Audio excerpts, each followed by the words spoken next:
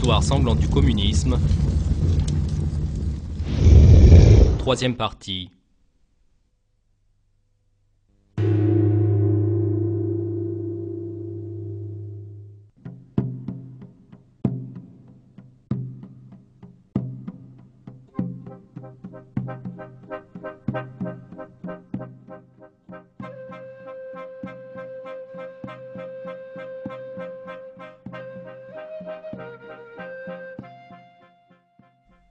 Pendant des siècles, les Chinois qui ont établi l'une des plus anciennes civilisations de l'histoire ont vécu en tant que communauté renfermée sur elle-même.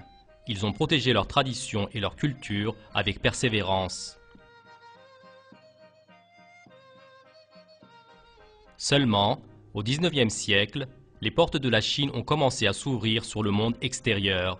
Ceux qui entraient par la porte étaient les Européens, avec les Anglais en tête.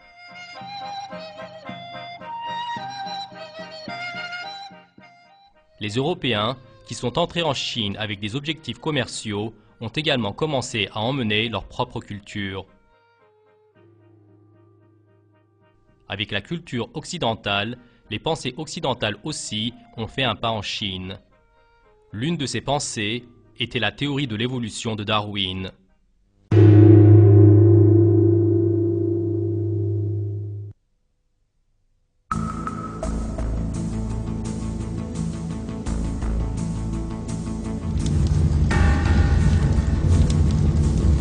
Voyage du darwinisme en Chine.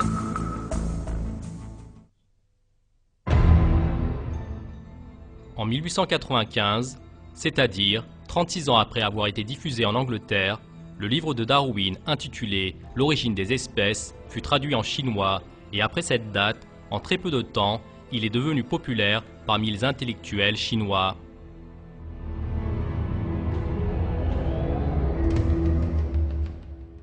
Ce ne sont pas seulement les livres de Darwin, mais aussi ceux des autres théoriciens évolutionnistes qui soutiennent ces points de vue qui ont commencé à se diffuser en Chine. Parmi ceux-ci, Thomas Huxley, considéré comme le partisan le plus fougueux de Darwin et qui pour cette raison a même été désigné à l'époque comme le chien de berger de Darwin. Le cousin de Darwin, Francis Galton, considéré comme l'un des précurseurs du racisme, le fondateur de la pensée eugéniste. Il y avait des noms tels que le darwiniste socialiste Herbert Spencer qui appliquait la théorie de l'évolution de Darwin aux sciences sociales. L'aspect commun de ces penseurs est qu'ils croyaient que les êtres humains et les êtres vivants se trouvaient dans un conflit permanent et qu'ils évoluaient au moyen de ce conflit. Ils rejetaient la création, ils présentaient l'être humain comme un être apparu à la suite de hasard et une espèce animale n'ayant pas de responsabilité envers Dieu.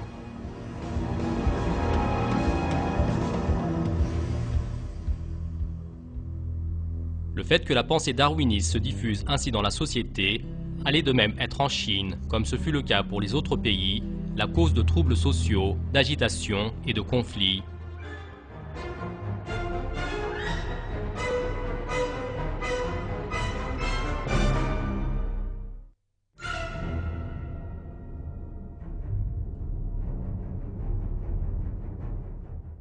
L'effet du darwinisme sur l'histoire de la Chine du XXe siècle est si grand que James Reeve Pusey, le célèbre historien de l'université de Harvard, a écrit un livre intitulé « La Chine et Charles Darwin », lequel ne traite que de ce sujet.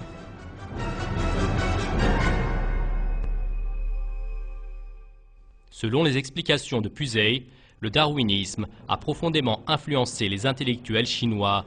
Il les a entraînés vers une vision du monde révolutionnaire et il a ainsi donné un grand soutien idéologique au développement du mouvement communiste en Chine.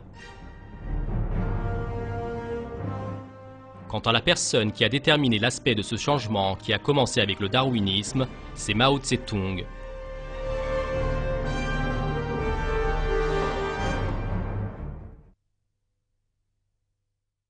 L'idéologie politique de Mao a pris forme dans les années où il était étudiant, c'est-à-dire au début des années 20. Le plus grand maître à penser de Mao était Chen Duxiu, le secrétaire général du Parti communiste dont il avait fait connaissance à Shanghai. Quant à la particularité la plus intéressante de Duxiu, c'est qu'il était un fervent darwiniste. Le sujet de sa thèse d'université était la théorie de l'évolution de Darwin.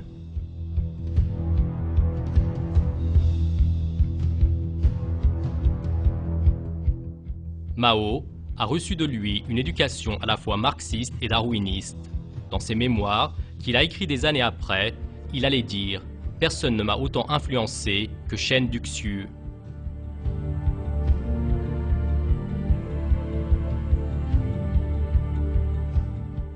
Sous peu de temps, le jeune Mao s'est distingué dans le Parti communiste chinois. Et à partir de la deuxième partie des années 20, il a commencé à prendre la direction du parti. Les guerriers roses communistes, sous la direction de Mao, ont commencé une longue guerre civile contre le gouvernement central sous la direction de Chiang Kai-shek.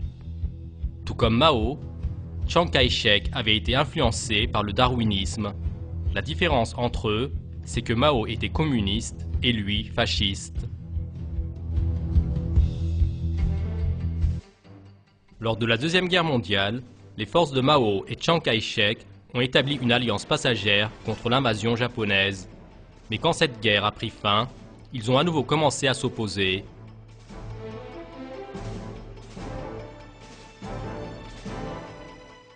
Lors de l'affrontement sanglant des deux idéologies darwinistes, des centaines de milliers de personnes innocentes furent massacrées.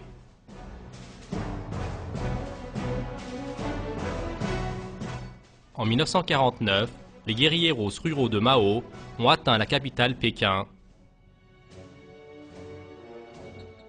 Le drapeau du Parti communiste dressé dans le ciel de Pékin symbolisait pour le peuple chinois vivant déjà dans la confusion le début d'une période encore plus sombre qu'avant.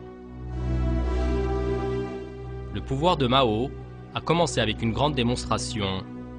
Les masses qui se sont réunies sur la célèbre place Tiananmen fêtaient le communisme sous les drapeaux rouges. Quant à Mao, il énumérait les promesses du communisme avec sa voix aiguë effroyable.